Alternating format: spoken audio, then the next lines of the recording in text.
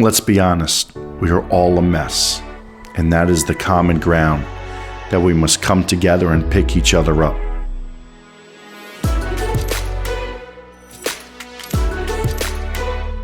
Hey, Brookfield, Missouri school community, to all the teenagers, parents, teachers, administration, and to all surrounding communities that might be listening to this. As a matter of fact, the whole state of Missouri. Hey, this is Jeff Yalden. Many of you may remember me from my visit more than a year ago. I love you all, and you're all in my thoughts, prayers. My friends, you're all deep in my heart. I'm still good friends with Angie and people in your community I'm still in touch with, and I've been in on what you've been dealing with the past month. For those of you that don't know me, I'm a teen mental health, teen suicide prevention, and crisis intervention expert and youth motivational speaker. 25 years I've worked in the trenches of the hardest hit communities, stopping suicide contagions, preventing suicides, and bringing hope to communities that have lost all hope. I answer the hardest questions that parents and teens want to know. I bring communities back together to move forward. And so, my friends, I'm reaching out because I've been in the know of what's been going on, and I feel that my words need to inspire, bring back hope to your community, and especially the people that have reached out to me. First and foremost, I'd like to offer my most sincere condolences to the families, the friends, the school staff, to the whole community of Brookfield, Missouri, and again, the state of Missouri affected by what is going on locally and the crisis that's affecting your whole state. Folks, I want to be sensitive, and I ask you to understand that my intentions are pure.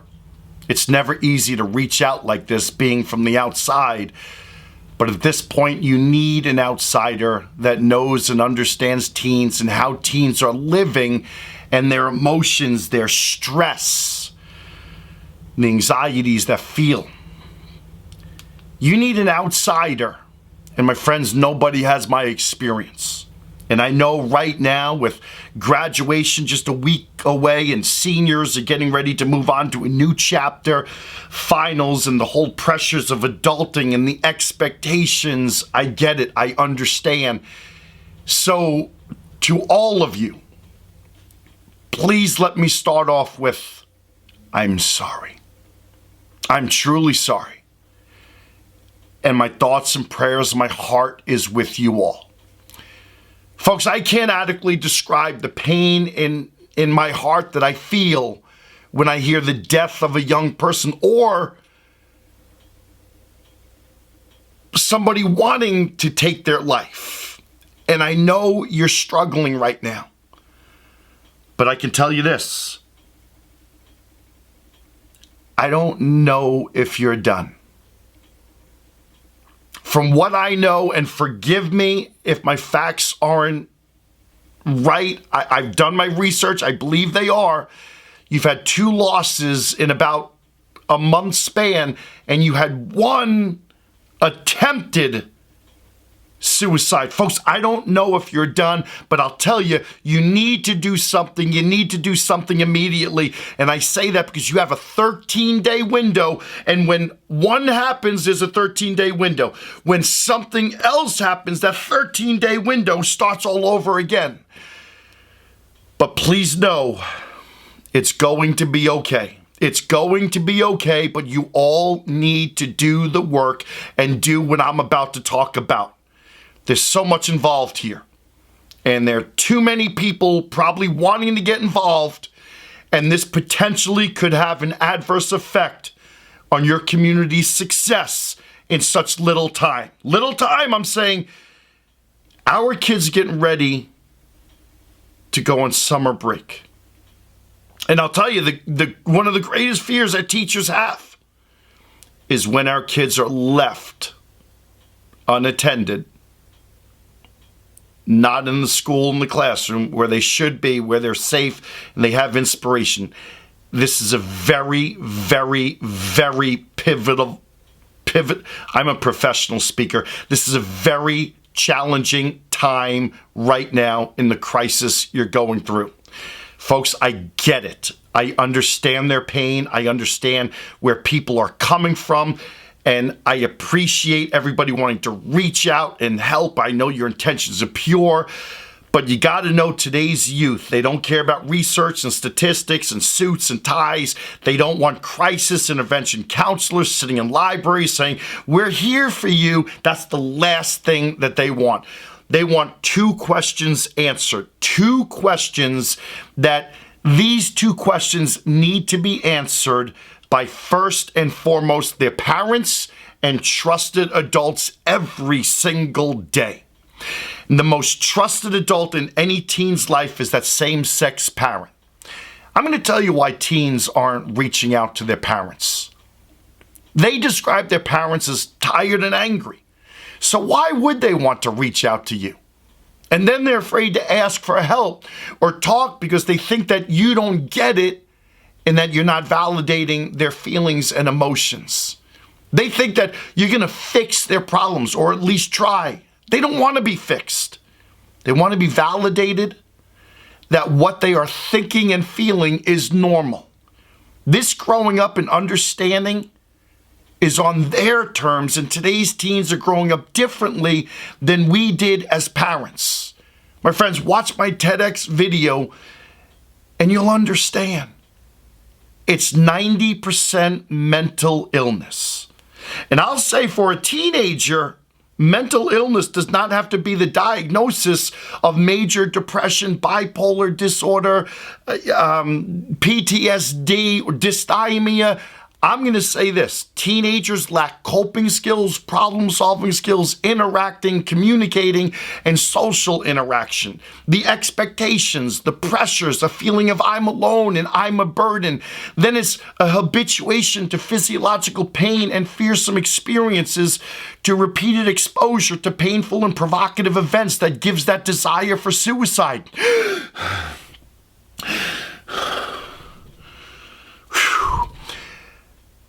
I'll make it make a little bit more sense that it's understandable. My friends, teens don't want to die, but they live in the here and the now. And they don't see solutions to problems. They see them as so far out there that they can't solve them in the present. And so the pain of I'm alone and I'm a burden carries on day after day, week after week. And then they get discouraged with never being happy. This is a form of depression called dysthymia. That's when they have the desire of suicide, when these add up. Teens need relationships and they need trusted adults that are patient, give them time, understanding, love, unconditional love, and they support and validate what they feel and that these feelings are normal. You can't be judgmental. You've got to be charismatic, empathetic. You have to be understanding. You got to be willing to be patient, but you have to give them the power to feel that when they come to you, it's a very safe and comfortable feeling. Well, Jeff, I'm the parent. It should always be. No, folks, listen.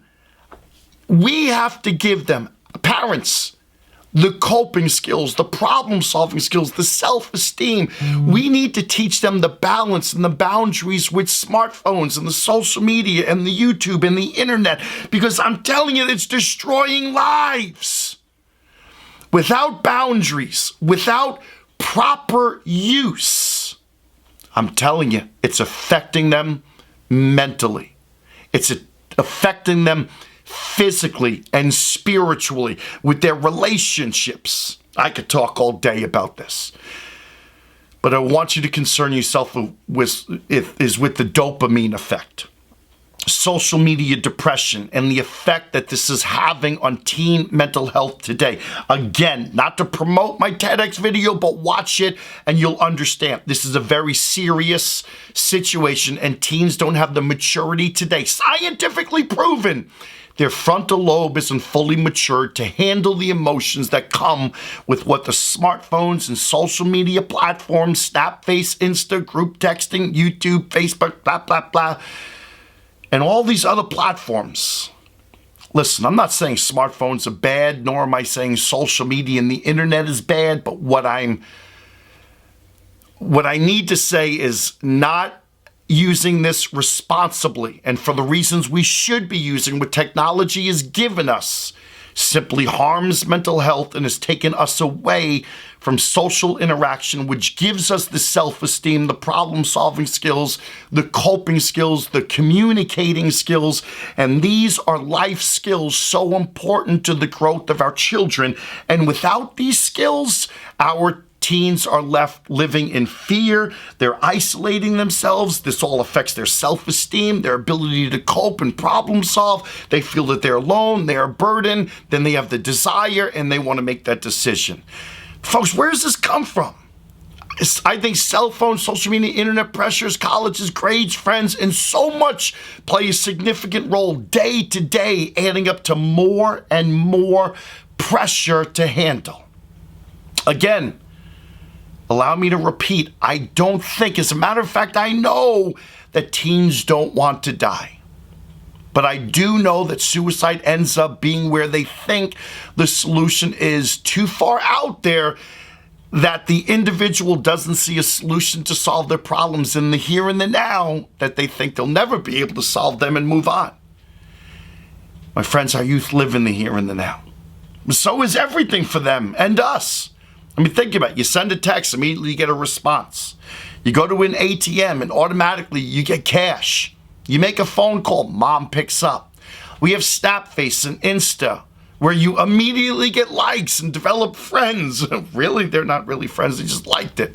And if you don't get enough likes, then you take the picture down because all of a sudden you think you're not as funny, you're not as cute, or your life is inadequate when comparing it to that of others. But life isn't in the here and the now. Life isn't a race, it's a journey. It's teaching our children about patience in the process of going after our goals and dreams. But what about college? What about college? You think perhaps we're giving these kids a false sense of success when we tell them, go to college or go here and get this degree and boom, you're successful? What if they're not ready? Or plan for themselves isn't the plan that you have for yourself, for them. The expectations are so great, but when they're not met, they're left to be disappointed, and they never want to disappoint you. Parents, teachers, friends, they don't want to disappoint themselves. But what I'm trying to say here is if your plan for them is not the plan for themselves, then they're feeling left that they're a burden, they're disappointing you, they're not making any notable contribution to the world, and they live with this, I'm alone and nobody gets me. Folks, I'm pro-education. But our children are growing up later than 15 or 30 years ago. They have access to so much that it's frightening. Years ago, it was 18 years old and they're ready. Today, that 18 has turned into 24. 24 where they're starting to mature. But the expectations of growing up, go to college, get a job, is still there, leaving them scared that they're supposed to have it figured out.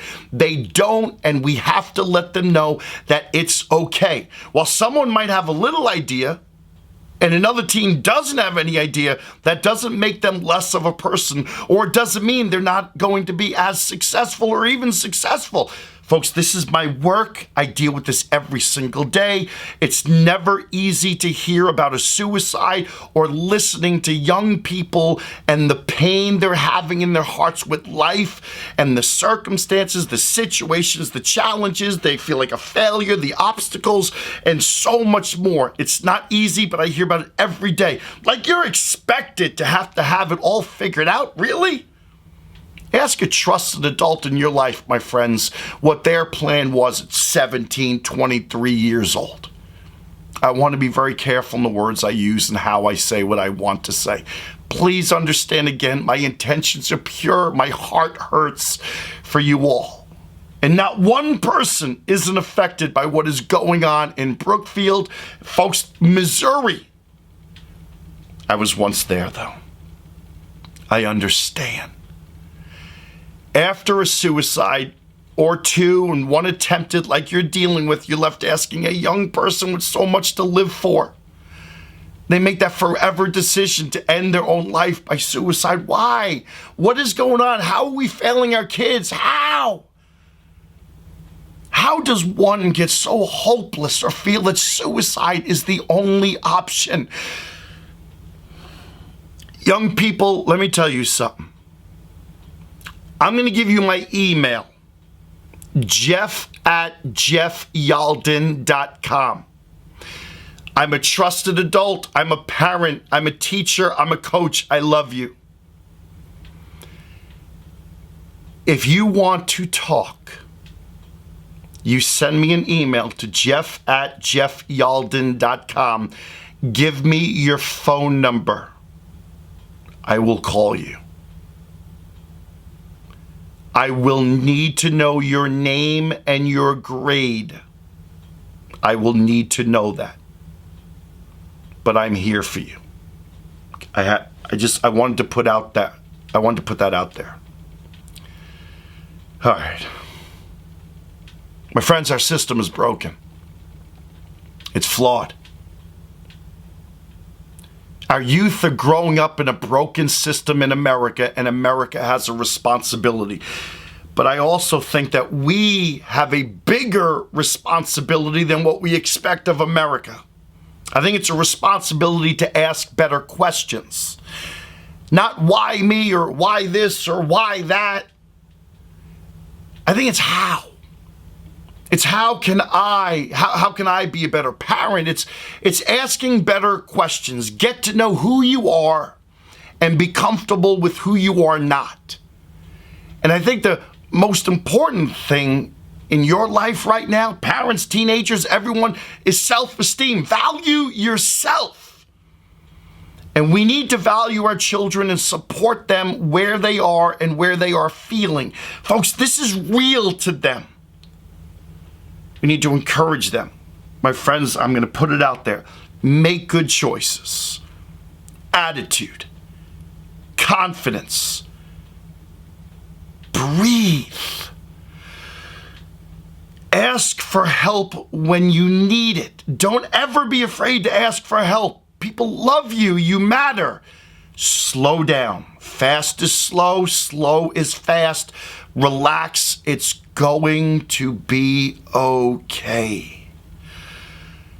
I need all of you to know you have a trusted adult. Who is that trusted adult in your life? Stop this, answer it. Parents, stop it. Ask who your child's trusted adult. Another thing, my friends, life doesn't happen fast like you're used to. Text and immediate response. A phone call, someone's always there. ATM, cash spits out. Social media, you get likes. We're all growing up in a superficial world. And it's having our way with our youth. I mean, adults too. But you know what? Adults, for the most part, have learned how to cope and process their pain and issues. Our responsibilities are greater. Our time is limited. We can turn it off. But to anybody, you cannot let the effects of outside your four walls, social media, you can't let that affect you. Balance and boundaries. Turn your phone off. Take a time out. 3 things I think is really important for our teens today. And parents, you need to enforce this every day. Sleep. Our young people need 8 hours of uninterrupted sleep. And if you sense that your kid is ugly, they need more. Now, I'm not saying your kid's ugly. I'm just saying maybe they have an ugly attitude as a result of all the pressure and being on 24/7, 365. Number 2, nutrition. Our kids are consuming over 200 grams more sugar a day than they should be consuming in a 24-hour period. You want to know who's like best friends? Sugar and depression. Like, hey, what are you doing? I don't know. You want to hang out? Heck yeah. That'll be awesome. Yeah, sugar and depression. Womp, bam. Number 3, get involved. Again, social interaction, participate, self-esteem, friends, coping skills, problem-solving skills, better communication. I'm getting ahead of myself. Folks, my heart hurts for you. I'm sorry. Again, I don't think young people want to die as much as I see young people have a problem. and not seeing a solution and being able to move on, that's the point where they might think that suicide is their only option. Also, I'm going to share with you my theory on teen suicide.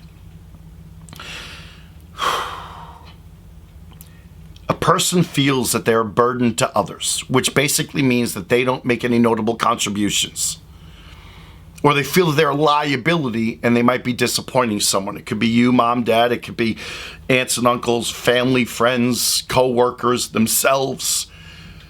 Or a person feels that they're alone, meaning they don't have any meaningful relationships. And so if this pain of alone and I'm a burden lasts long enough in their heart, they start to have that desire to want to end their life. So there's the I'm alone, I'm a burden, the pain laughs, and then they have that desire to want to die. This is life. It's not easy. It's not fair. Folks, we learn and grow every day. That is life. That's where self-esteem comes from. Wake up every day, brush your teeth, wash your face, do your dance. And when you walk out that door, 3 things matter: behavior, attitude, and choices. And I promise, on the other side of battling fear in life situations is self-esteem. And don't let anyone take that from you. But my friends, you have to be willing to do the work. What is it? Wake up, get up, dress up, show up. Wash your face, brush your teeth, do your dance, and behavior, attitude, and choices. It's really that simple. Doesn't get much more complicated than that. But also, mental illness and depression is at 90% of suicides. 90% of suicides are preceded by clues that we didn't notice. Well, why should we notice when we aren't looking for it? You need to start looking right now. Listen, I'm going to tell you that the individuals that are on a school's radar aren't necessarily the ones that we need to look out for. Today, it's a lot of school communities saying to me, Jeff, we didn't even know there was a problem. There were no signs. Jeff, this is the last person that we would have ever suspected this happening. Folks, mental illness should not be labeled and have a stigma that goes with it. Mental illness, or I should say, the mentally strong, are the ones that aren't afraid to ask for help. And what we can all do better is saying, I'm proud of you for asking for help. Listen, the best thing I've ever done for myself, being a man that lives with mental illness, is ask for help and continue to seek help and practice self-care every day as a priority. I practice self-care every day. As a man that lives with mental illness, I'm diagnosed with major depression, bipolar type 2, and PTSD. I've come to learn that self-care is why I am the healthiest I've ever been. Folks, I care about you all. I'm praying for you and sending my most sincere thoughts of health, happiness, and grace, that we all come together for each other. But I also want to make sure as I send this video that we don't have any copycats. And so having said that, I want to address the blame and the pointing fingers. I haven't heard about this, but this isn't the time, nor is it the right thing to do. We're all emotionally charged in the process of grieving. We are angry and emotionally. Understandably so, I get it. But again, let's look within ourselves and ask, how can I be the most effective person, whether it be parent, teacher, administrator, the school counselors, teenagers, friends? What is my best efforts to help and not hurt anyone, to not make the situation more severe? We're facing a crisis and we all got to ask, what can we do? And I hear all too often, well, the schools really got to step up and do something. Why aren't they doing something? Folks, I'm going to tell you, no school administrator is ever given a certificate on how to handle a suicide, and every suicide is different. Not that that's right or wrong, but every suicide is different and affects a school community differently. And I'm going to tell you, what you think the school should be doing and what the school is doing probably doesn't coincide with, we all think it's right, they're doing the right thing, this is great, oh, wonderful, glad we're on the same page, oh, we are. No, it doesn't work like that.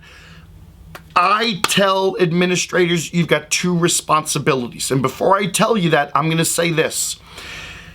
What you think the administration do and what the administration is doing, it should not be your concern, and like their concern should not be how you raise your children. I think what we all need to do is be supportive. You might not like it, but that's not our place.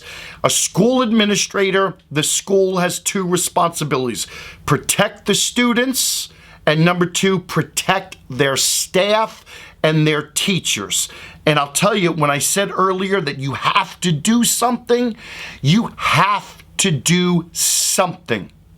Because right now, your students are hurting, your staff and teachers are hurting, the community is deeply concerned, and the school is coming to an end where all of our kids are going to be free without parental support and guidance and being present because the kids are alone, the parents are working. You need to do something. But then you start to think, well, should what we've been dealing with affect our seniors in graduating? My friends, I'm going to tell you right now, no, that moment should not be affected. But up to that moment, they are hurting. Everyone is in pain. And so the best thing that we can all do is show our support. Again, you might not like it. You might not like it. But it's not our place to like it or not like it. We all need to step back and look at the big picture objectively. This issue is all of our responsibility. We all need to do better as parents. We need to do better as teachers. We need to do better as coaches, listening and being present, being engaged in lives. Kids need to be better at asking for help and loving more, judging less, forgiving others. Folks, we need to forgive ourselves too. But copycats, oftentimes a suicide can trigger strong suicidal ideation amongst others. That's always a major concern. And what we want to do is cut that off quickly. Ask for help. And so in these situations, again, the 13-day window, we have to be careful because more people are at risk during this time. Everything we try and do puts us more at risk. It brings these emotions back up, and a 13-day window strikes again. Folks, people want to reach out. But be careful. Be very careful, please. I mean, what is their message? Do they know teens? Do they know suicide prevention in teens? Do they know the signs and symptoms and how to teach it? Do they know how to ask teenagers the suicide question? Do they know what to do? Be careful. Be very careful. You're at a critical time right now. Your heart is in the right place, but you could be doing more harm than good. Please be careful and focus more on what you can do with your children. Students, please know you have a great responsibility too. See something, say something, know something, do something. You are so instrumental in saving the life of one of your friends or someone you know. It's okay to ask for help. And what you might be feeling today doesn't mean that it's your future. It gets better. Life gets better. Today is temporary. You'll grow from what you are going through. Whether it be life situations and struggles, the challenges, the breakups, graduating. This doesn't happen to us, but everything we go through happens for us because everything we experience in life shapes us and conditions us. You don't realize that when you live in the here and the now, but life isn't in the here and the now. Everything teaches us. We grow through life's challenges and tough times, and we all have them. We all have a story. We all have failures and setbacks, and that's okay. Life shapes us every day. And my friends, that's what's so beautiful about life. It teaches us. But the responsibility is simple. If we are going to have internet, cell phones, and social media platforms, then our government needs to provide the adequate care for what this brings.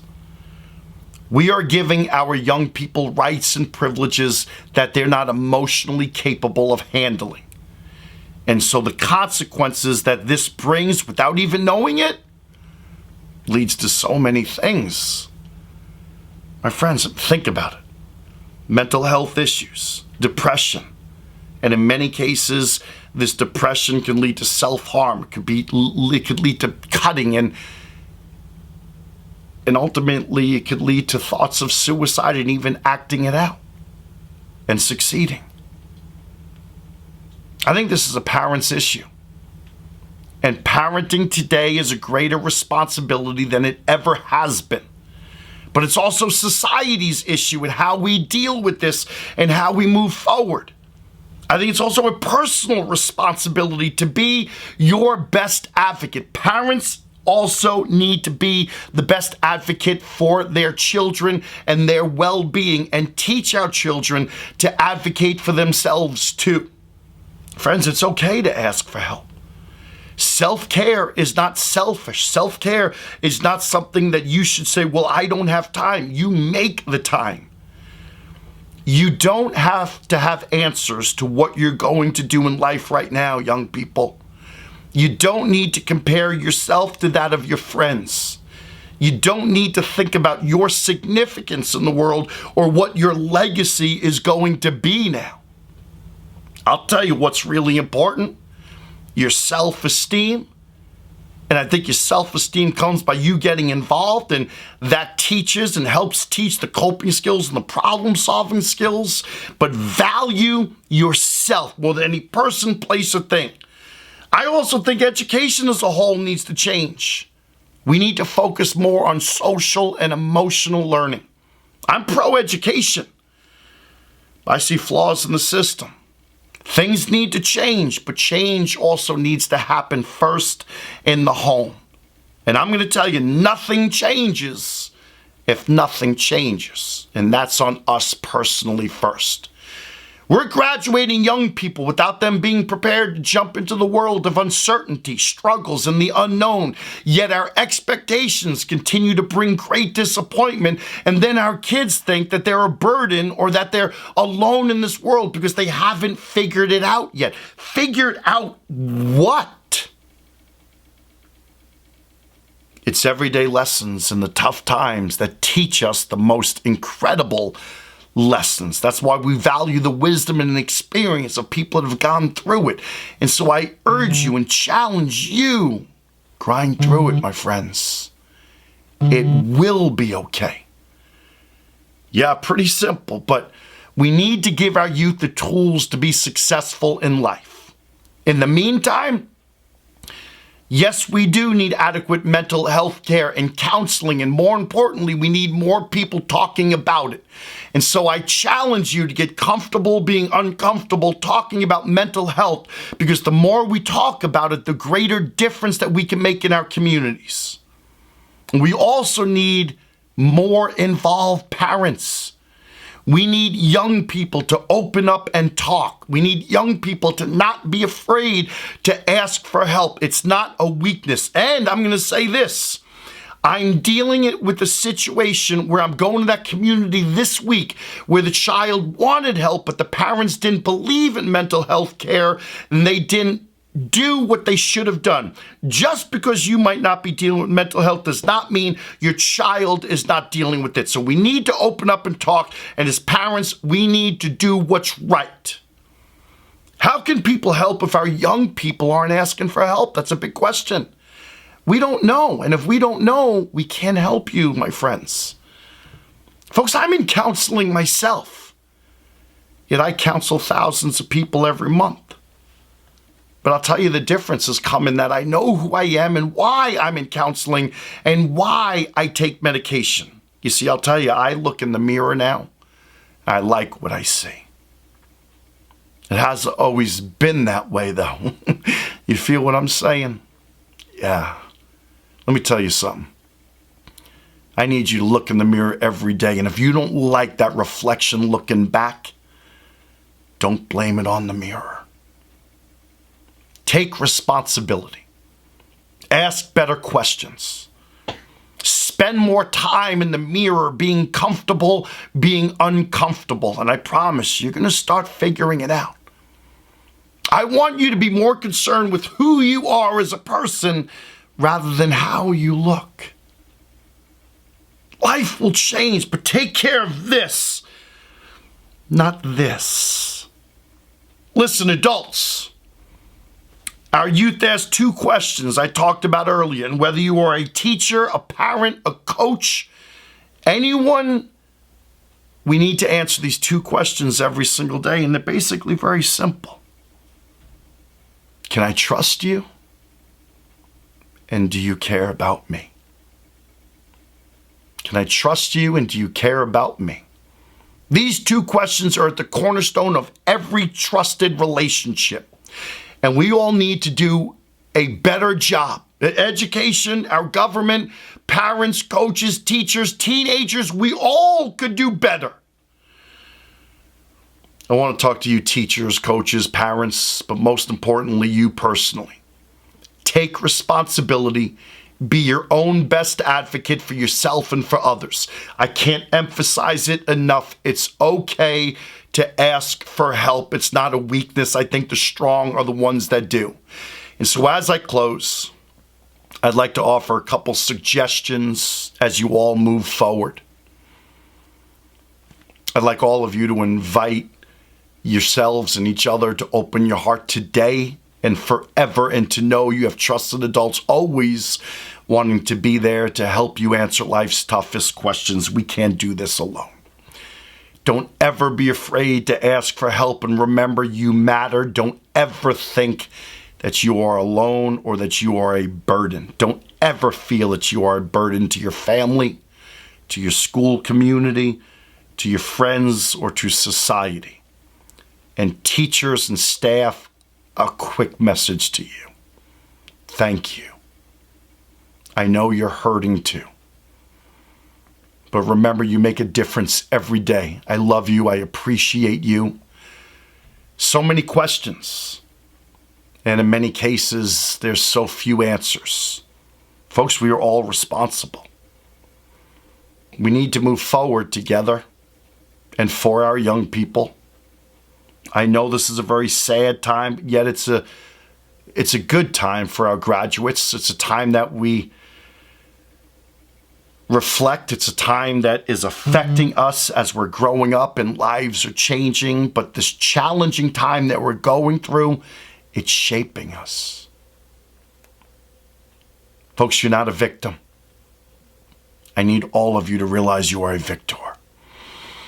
Roll those shoulders back, pick up your head. You're not a volunteer to this pain and circumstances. It's not your fault. I get it, but you have a responsibility. Your behavior, your attitude, and your choices. Choose to be better. Choose to grow. Choose to learn. Choose trusted adults. Choose life. Choose love. Choose you, my friends.